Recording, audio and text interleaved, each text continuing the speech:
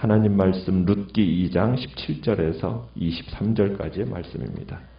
룻기 2장 17절에서 23절입니다.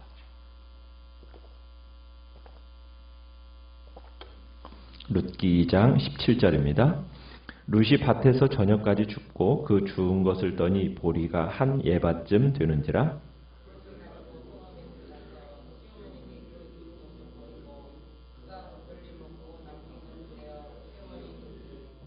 시어머니가 그에게 이르되 오늘 어디서 주었느냐 어디서 일을 하였느냐 너를 돌본 자에게 복이 있기를 원하노라 하니 룻이 누구에게서 일했는지를 시어머니에게 알게 하여 이르되 오늘 일하게 한 사람의 이름은 보아스니이다 하는지라.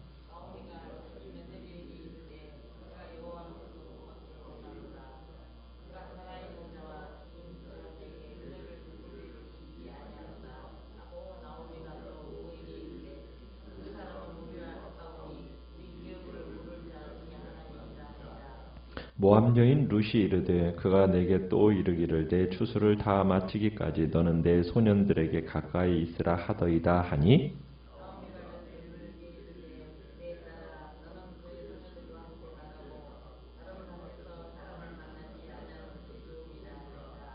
같이 읽습니다. 이에 룻이 보아스의 소녀들에게 가까이 있어서 보리 추수와 밀 추수를 마치기까지 이삭을 주우며 그의 시어머니와 함께 거주하니라. 아멘. 오늘 말씀의 제목은 작은 나눔 큰 기쁨이라는 제목으로 말씀을 나눕니다. 룻이 이삭 줍기를 이제 보아스의 밭에서 하면서 아침부터 저녁까지 허리를 숙였다 펴는 그 고된 일을 이제 온종일 합니다. 밭에서 저녁까지라는 이 표현 속에서 룻이 조금이라도 더 주려는 그 의지를 엿볼 수가 있습니다. 저녁까지 이삭 줍기를 한 룻이 그 주운 것을 떨었는데 이삭에서 곡식을 떨어서 자루에 담으니까 얼마나 되었다고 얘기하고 있습니까? 한 에바. 한 에바라고 하면은 어느 정도인지 아십니까? 22리터. 그러니까 우리 표현으로 하면 2마리 넘는 거죠. 그러니까는 하루에 이삭 줍기를 해가지고 2마리 넘도록 여러분 이렇게 거뒀다고 생각을 해보십시오.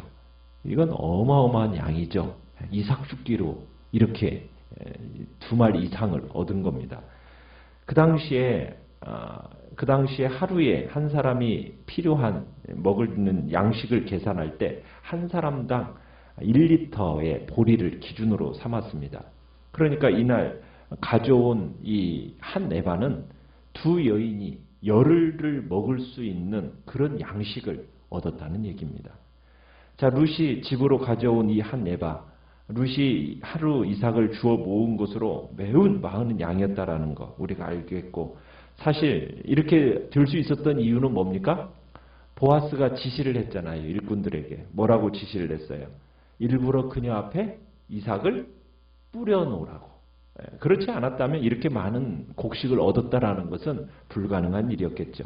그래서 이제 룻이 한 에바를 가지고 집에 돌아왔어요. 이것은 어떻게 보면 보아스의 헤세드의 증언이라고 얘기할 수 있습니다. 이날 룻이 또한 열심히 일했다라는 반증이기도 하고요. 자, 룻이 그 많은 양식을 가지고 집으로 돌아오니까 나오미가 깜짝 놀랐죠. 어디에서 이렇게 많은 것을 얻었느냐고 묻습니다. 아침에 참 며느리가 이삭을 주우러 간다라고 했을 때만 하더라도, 그걸 허락했을 때만 하더라도 이렇게 많은 곡식을 가지고 돌아올 거라는 것은 상상지도 못했거든요. 뭐 많이 가져와 봤자 이삭 줍기 해가지고 얼마나 가져오겠어요? 한 2, 3리터 정도 가져오겠거니 그런 것을 기대했었는데, 아니 무슨 2마를 가져오니까는 이건 뭐 상상도 못하는 일이죠. 흥분한 나오미가 룻이 미처 대답하기도 전에 그녀를 배려한 사람을 축복하는 이야기를 합니다. 너를 돌본 자에게 복이 있기를 원한다 하면서 이렇게 이제 축복의 이야기를 하고요. 그리고는 정말 룻이 누구의 특별한 배려 없이 이렇게 많은 곡식을 주어올 수 없다라는 것을 룻은 나오미가 잘 알고 있었기 때문입니다. 게다가 18절에 보면은 룻이 그날 주운 곡식과 함께 먹고 남은 점심을 이제 또 내놓습니다. 참 아침에 룻이 나갈 때만 하더라도 점심도 챙기지 못하고 나갔었는데 점심으로 먹고 남은 것이라고 하면서 볶은 곡식을 내놓으니까 참 나오미는 이렇게 많은 곡식을 얻은 것도 그런데다가 또 이렇게 볶은 곡식까지 또 준 사람이 있다라는 것은 여호와의 복을 받을 만한 사람이라고 하면서 그 배후에 누군가 있다라는 것을 직감을 한 거죠. 그래서 이제 룻이 보아스라는 사람의 밭에서 일했습니다라고 이제 19절에 이야기를 합니다. 자, 그러면서 이제 보아스라는 이름이 딱 나오니까 나오미가 여러 가지 생각이 이제 난 거예요. 보아스라는 이름을 딱 듣는 순간 나오미가 즉각적으로 세 가지 반응을 보이는데요. 20절에 가보면은 첫 번째는 이 보아스의 친절에 대해서 여호와 하나님께 칭찬받을 가치가 있는 행동이라고 말하면서 하나님의 복이 그에게 임하기를 원한다라고 기원을 합니다. 그러니까 이제 룻이 참 많은 밭이 있는데 그 중에서도 보아스의 밭을 찾아가서 이삭 죽기를 부탁했다. 이건 참 우연한 일이 아니라 하나님의 인도하심에 따른 것이라는 것을 이 나오미가 감지한 겁니다. 그래서 나오미는 룻으로부터 보아스의 이름을 딱 듣는 순간 하나님의 섭리가 있다라는 것을 직감한 거죠. 그리고 룻의 이 이삭 죽기에 대해서 이 이삭 죽기에 하나님이 개입하고 계셨다라는 것을 깨닫고 복을 빌어준 겁니다. 두 번째는 20절에 또 그런 표현을 하죠. 그가 살아있는 자와 죽은 자에게 은혜 베풀기를 그치지 아니하도다. 여기서 그가라는 표현은 보아스일까? 또 하나님일까? 이게 또 이중적인 의미가 들어있습니다. 그래서 이 속에는 그가라는 표현은 하나님이라는 표현으로 이렇게 해석도 가능해요. 그래서 하나님이 자기 가족을 결코 버리시지 않으셨다라는 사실을 깨달은 거예요. 하나님이 살아있는 자와 죽은 자에게 은혜 베풀기를 그치지 않으셨다. 이것을 이제 드디어 알아차린 겁니다.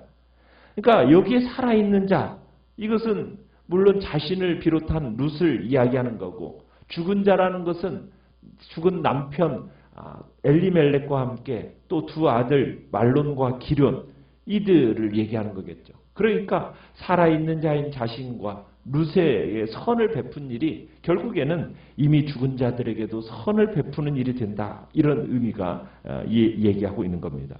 세 번째는 나오미는 룻에게 새로운 정보를 제공하고 있어요. 무슨 정보를 제공하고 있습니까?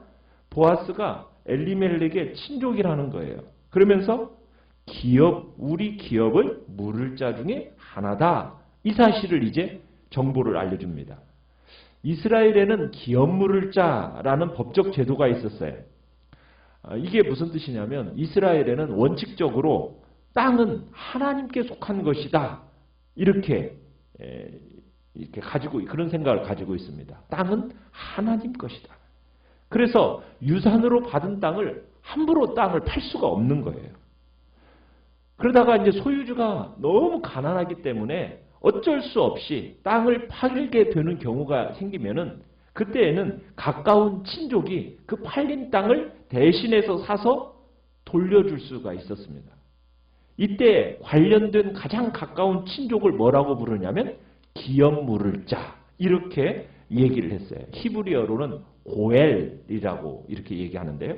이 제도는 그 땅을 하나님께서 그 가족에게 주신 것이기 때문에 다른 가족에게나 아니면 이방인에게로 넘겨서는 안 된다라는 어떤 전제 속에서 이 제도가 존재하는 겁니다.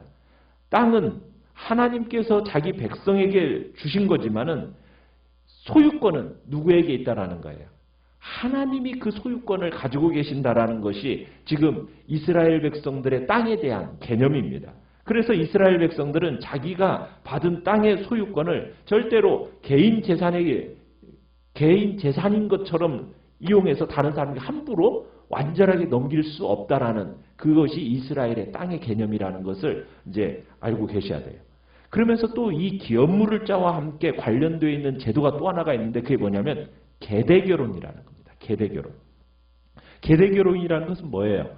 고대 이스라엘에서는 자식이 없는 과부가 죽은 남편의 형제와 결혼할 수 있는 제도가 계대결혼입니다. 우리가 이제 지난번에도 얘기했었지만 유다와 다말 사건에서 나올 때 이 계대 결혼과 또 이제 이 룻과 보아스도 그렇고요. 그 다음에 우리가 또 예수님의 이야기 비유 중에서 나오는 서기관들이 예수님께 물은 질문 속에서 나오는 이제 죽은 형제의 그 과부를 취하는 사건에 대한 이야기가 이 계대 결혼의 이야기인데, 근데 이 계대 결혼은 강제성을 띠는 제도는 아닙니다. 그래서 절대적인 법은 아니에요. 거부할 수 있는 선택의 자유가 있었어요. 자기 형제의 아내를 맞이해서 죽은 형제의 대를 잇기를 거부하면은, 그러면 일가부치에게 주어진 그 책임을 회피하는 것은 그 수치스러운 행위로 간주되기는 했지만은 그것이 절대적인 법으로서 강제성을 띤 법은 아니었다는 얘기입니다. 어쨌든 이 계대 결혼의 1차적인 목적은 뭐냐면, 과부가 된 아내가 남편의 형제를 통해서 자식을 낳아줌으로 인해서 죽은 남편의 대를 잇게 해준다. 그래서 자식이 생기면 죽은 남편의 이름도 유산도 보존이 될 수 있고, 그리고 집안의 가산이 가문에 남게 되고, 동시에 남편을 잃은 과부의 생활이 보장된다라는 그런 제도 속에서 이제 그 중동 지방에 이렇게 나타나 있던 계대결혼이라는 제도가 있는 겁니다. 그래서 이 나오미의 기업 물을 사람이라는 이 말 속에는 나오미가 지금 소망을 갖게 되었다라는 것을 보여주고 있는 겁니다. 그러니까 나오미네 집안, 그 기업을 물을 수 있는 일에 있어서 보아스가 앞으로 결정적인 일을 할 것을 기대하는 말이 이 속에 들어있는 거죠. 근데 이 기업 물을 사람은 큰 헤세드를 가진 사람입니다. 말할 수 없는 큰 사랑, 베풀 수 있는 사람만이 이 기업 물을 자로서의 일을 감당할 수 있다는 거예요. 그런데 보아스가 오늘 이삭 줍기에서 이런 인품을 보여줬다라는 것을 나오미가 딱 생각할 때 힘을 얻은 거죠. 그래서 나오미가 이제 이 보아스에게서부터 어떤 소망을 딱 붙잡은 것 같아요. 그래서 시어머니 나오미의 반응에 이제 힘을 얻은 룻이 신이 나서 또 21절에 이렇게 얘기를 합니다. 보아스가 자기에게 추수가 모두 끝날 때까지 그 밭을 떠나지 말라고, 그리고 일꾼들과 함께 있으라고 말했다라고 덧붙입니다. 그러니까 나오미도 보아스의 제안을 아주 고맙게 생각을 하면서 룻이 보아스의 밭에서만 이삭 줍기를 하라고, 그러면 좋겠다라고 이제 권면을 합니다. 자, 그런데 룻은 21절에 보면 이렇게 써놨어요. 너는 내 소년들에게 가까이 있으라 하더이다 해서 소년들이라는 표현을 쓰고 있는데, 22절에 보면 나오미는 룻에게 뭐라고 얘기냐면, 내 딸아 너는 그의 누구와 함께? 소녀들과 함께 있으면 좋겠다, 이렇게 표현을 쓰고 있어요. 그러니까 룻은 소년이라고 얘기했는데 나오미는 뭐라고 있어요? 소녀들과 함께 있으면 좋겠다. 그러니까 나오미가 지금 가장 염려하는 것이 뭐겠어요? 룻의 안전인 거죠. 룻의 안전.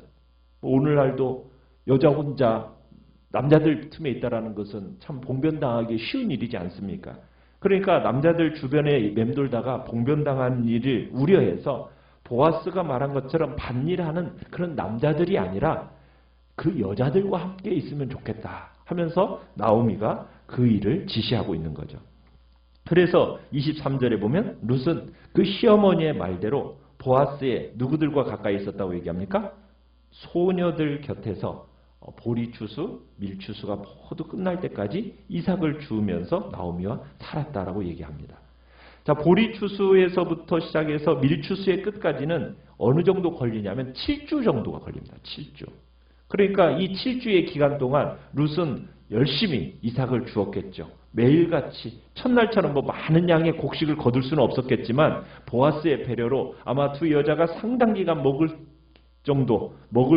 살 수 있을 정도의 곡식을 아마 얻었을 겁니다. 자, 그렇게 이제 만족스러운 추수철을 보낸 거죠. 참 우리는 이곳에서 나오미가 처음 베들레헴에 왔을 때와는 너무 대조적인 모습을 우리가 보게 돼요. 처음 나오미가 베들레헴에 왔을 때만 하더라도 이 나오미의 상태가 어땠습니까? 완전히 소망이 없는 자였어요. 그죠?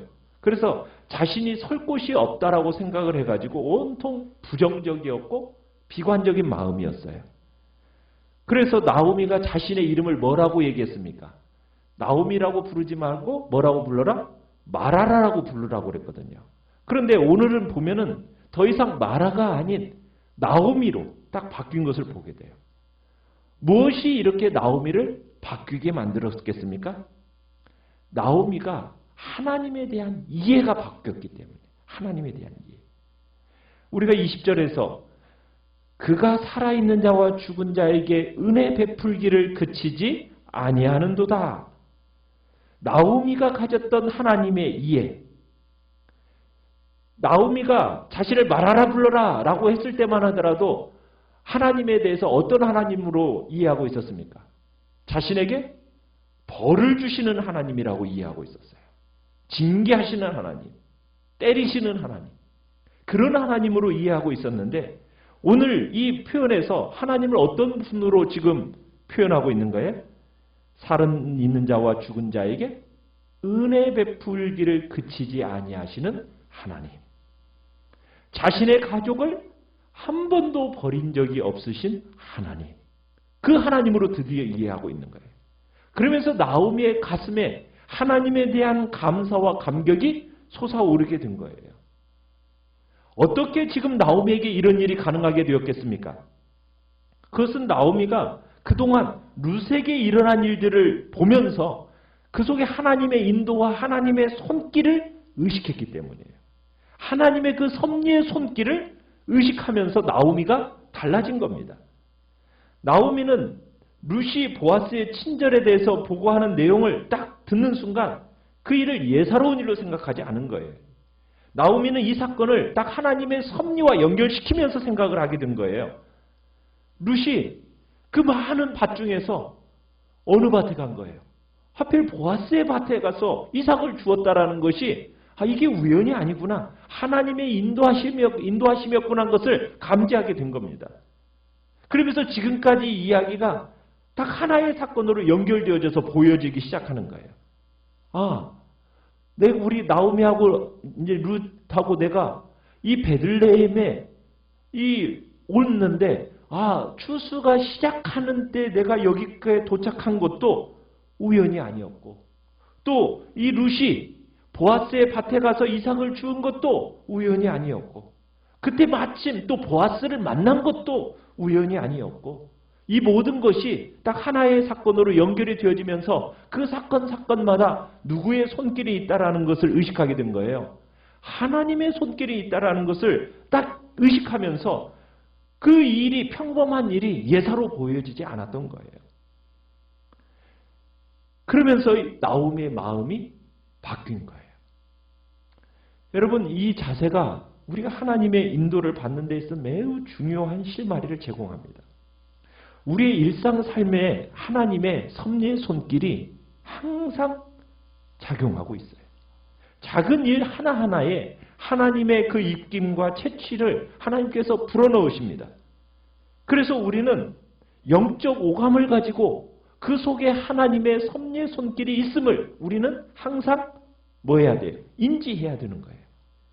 나오미처럼 룻이 지금 자기에게 전하는 그 소식을 딱 얘기할 때 그냥 우연히 일어난 일이야라고 치부하는 것이 아니라 그 속에서 하나님의 음성을 경청할 필요가 있다는 얘기예요. 우리는 그래서 우리에게 일어나는 하나하나의 사건마다 그냥 부정적으로만 앉아서 볼 게 아니라는 거죠. 하루 동안에 일어나는 소소한 일들 가운데에서도 하나님의 그 섭리의 손길이 있다는 것을 항상 기억하면서 그 속에서 하나님의 메시지를 읽어내려고 우리는 힘써야 되는 겁니다. 주님은 우리의 삶에 찾아오셔서 날마다 우리에게 말씀하시는 하나님이세요. 그래서 결코 어두운 생각으로만 우리 자신들을 휘감지 말라는 거예요. 도리어 그 작은 하나하나의 사건과 참으로 다른 사람부터 들려오는 이야기 속에서도 하나님의 그 메시지가 있고 우리를 향한 하나님의 그 섭리의 손길이 있음을 우리는 믿고 그 속에서 하나님에 대한 소망을 가지고 믿음으로 더 좋은 소식이 우리의 삶 가운데 있을 것을 기대하면서 나아가시길 바라요. 그럴 때 우리는 작은 일에 충성할 수 있게 되는 거고, 그 작은 일에 충성된 자를 통하여 하나님의 그 놀라운 복된 역사를 경험하게 되는 것입니다. 오늘도 우리는 하나님의 그 은혜의 아름다운 믿음의 소식이 우리에게 들려질 것에 대한 기대와 소망으로 오늘 한 날도 승리하는 복된 하루가 되시기를 간절히 축원합니다. 말씀을 생각하면서 기도하시고요.